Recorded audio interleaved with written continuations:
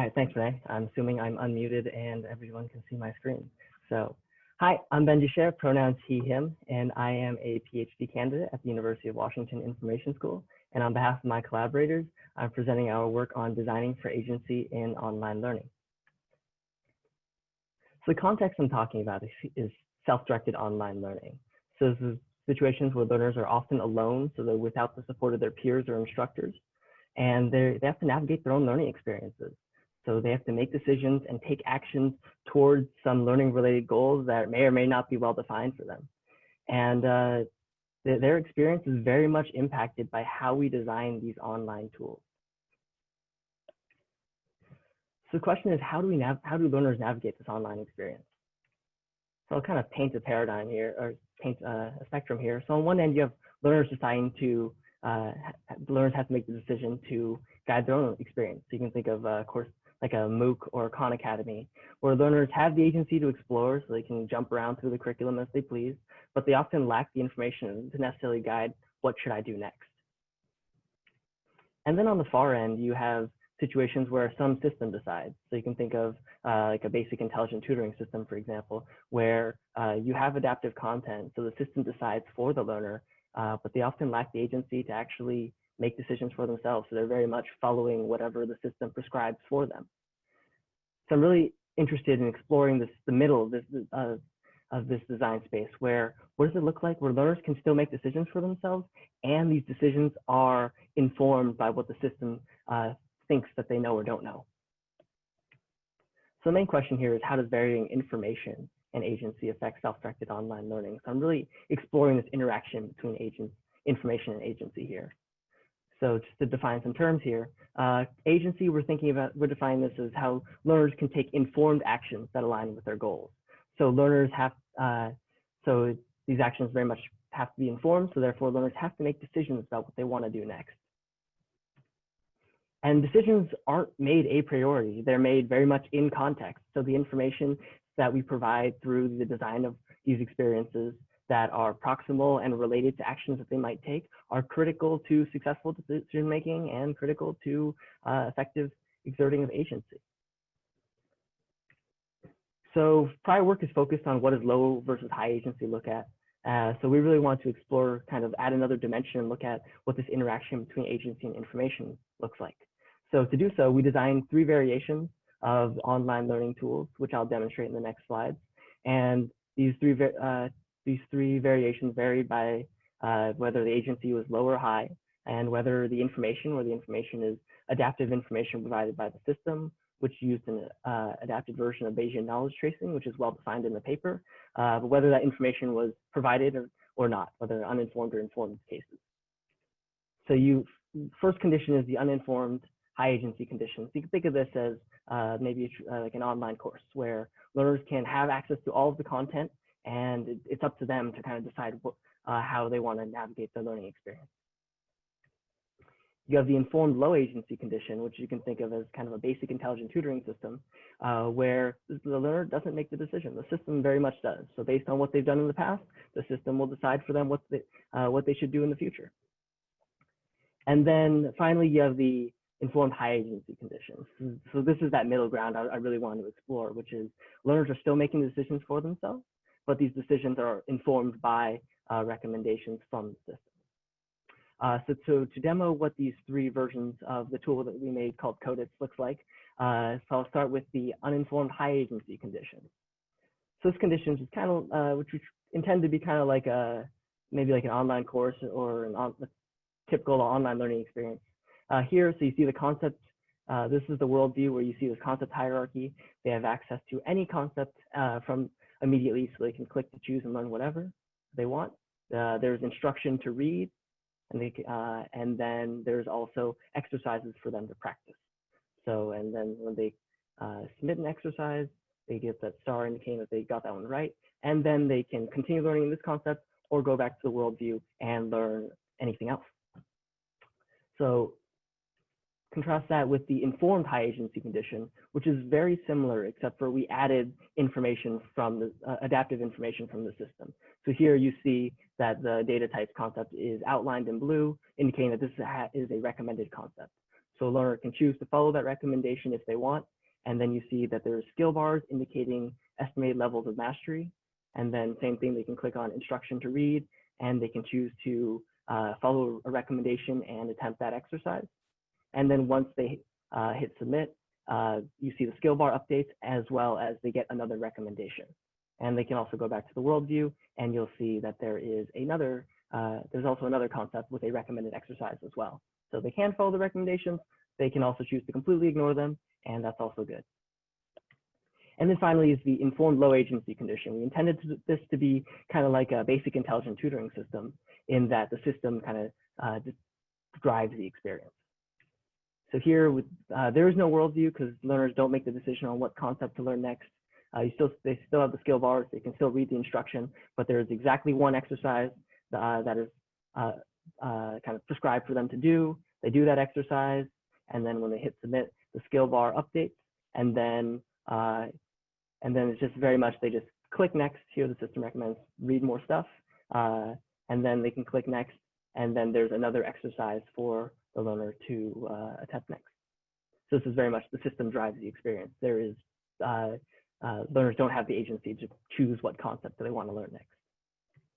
So to evaluate how these three variations of Codeitz affect learning outcomes, we conducted a study where we recruited 79 participants, primarily undergraduates, to sign up and use Codeitz. They had up to a week to use Codeitz, use one of the variations of the tool at their own discretion.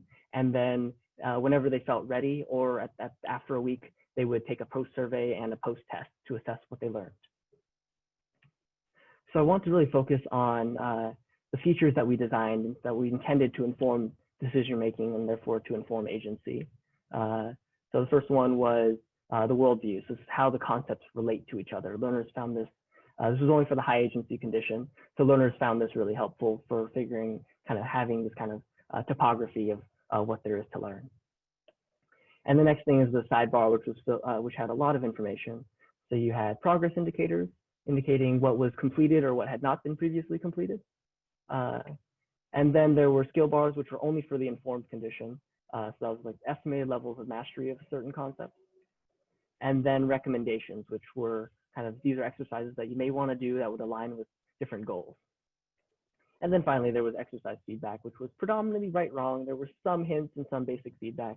Learners definitely across the board wanted kind of more in-depth feedback to support them, especially when they had gotten, they inputted an incorrect attempt. So here's an overview of like how learners perceive the importance of features.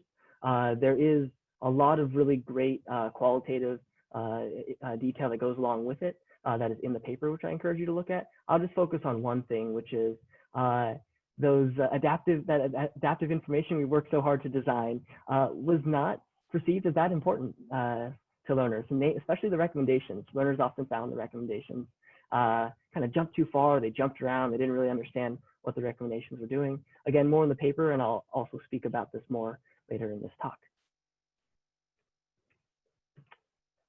So big thing, we went into this wondering, like, is there a difference between learning outcomes? And we could not detect a difference. And there's a couple ways to interpret this, but the main thing I'll point at is that learners did not really exercise agency. And in the qualitative feedback that we got from that's in the paper is tended to kind of trend towards learners, most of whom are undergrads in a formal learning environment. We're somewhat used to kind of having things prescribed or outlined for them. So being the drivers of their own learning experience was perhaps kind of unfamiliar or unexpected. Prior knowledge and self-efficacy were predictive of post-test scores, which is expected. So kind of just to summarize our results really quickly, we find that the variations that we designed do not actually have a detectable effect on learning, as self-efficacy and prior knowledge did, which is expected. Something that is, again, spoken more about in the paper is that the high agency conditions did attempt more practice than the informed low agency condition. So this might be something to say about motivation differences when you afford agency, but again, more interpretations in the paper there. And then finally, the skill bars and the recommendations. So the adaptive information provided by the system was perceived as less important than the other features we designed. And so let's kind of interpret this all together.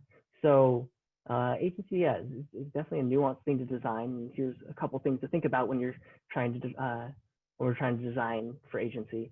One is perceptions of adaptive indicators evolve. So trust in recommendations has to be earned. So there's definitely unintended interpretations of what these recommendations are and what they're supposed to be for, or how they're kind of calculated, or how they actually come to be. And then there's kind of this lack of trust, and that might have been explained perhaps by the cold start, which was Bayesian knowledge tracing as a statistical model, and we were training on kind of a minimal amount of data early on. So recommendations did get better as they used the tool more, but this initial lack of trust often led to kind of diminishing trust. So people just started ignoring the recommendations. Another thing is we have to think about the knowledge domain that we're in. Programming is really unique in that when you're trying to learn program semantics, there are hard dependencies.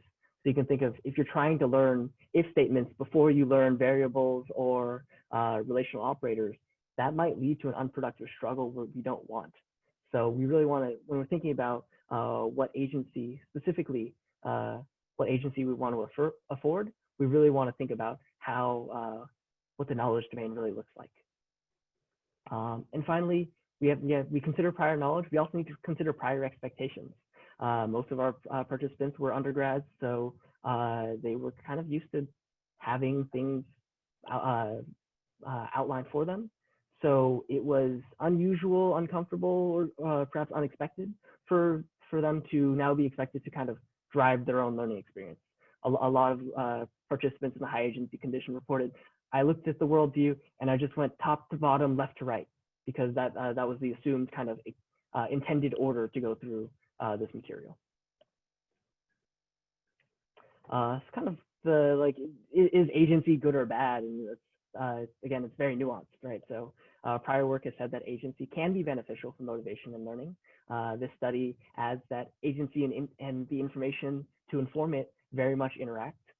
But the main thing is there's this kind of chain that we're following here is how learners perceive information, which is very much defined by how we design these online learning experiences. That affects the decisions that they make. And that in effect is going to impact the agency that they choose to exhibit. And we believe that has an effect on learning outcomes.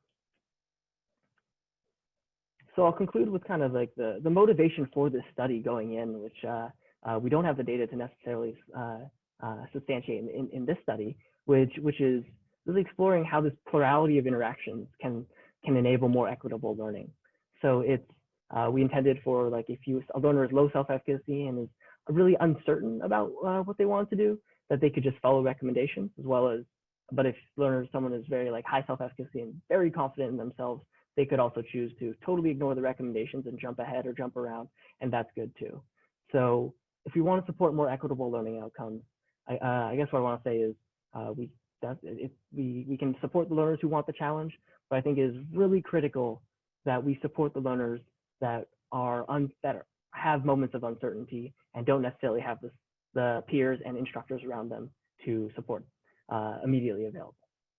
So I will conclude there. Again, main takeaway, enabling agency requires considering the information that informs it. And the tool is available to use online. You can follow that link there to try the tool and everything else. And I'm excited to look at all the questions in the Zoom Q&A I have not seen yet, as well as hang out in the physical space tool that we use. Fantastic. Yeah, Benji, thank you very much.